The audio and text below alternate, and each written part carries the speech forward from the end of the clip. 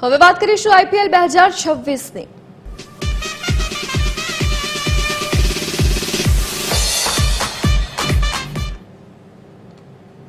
IPL 2026ની ધમાકેદાર શરૂઆતમાં આરસીબીએ સનરાઇઝર હૈદરાબાદને 6 વિકેટે પરાજય આપ્યો છે। હૈદરાબાદે પ્રથમ બેટિંગ કરતા 201 રનનો સ્કોર બનાવ્યો હતો, જેના જવાબમાં આરસીબીએ માત્ર 15.4 ઓવરમાં જ લક્ષ્ય હાંસલ કરી લીધું હતું। શનિવારે રાત્રે રમાયેલી આ મેચમાં આરસીબીએ ટોસ જીતીને પહેલા બોલિંગ કરવાનો નિર્ણય લીધો હતો। સનરાઇઝર્સ હૈદરાબાદની શરૂઆત આક્રમક રહી હતી।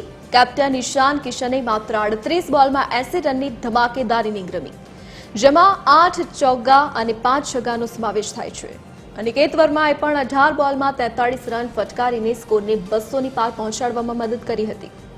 હૈદરાબાદે 20 ઓવરના અંતે 9 વિકેટે 201 રન બનાવ્યા હતા, જ્યારે કોહલીએ 38 બોલમાં 69 રન બનાવ્યા, જેમાં 5 છગ્ગા અને 5 ચોગ્ગા સામેલ હતા।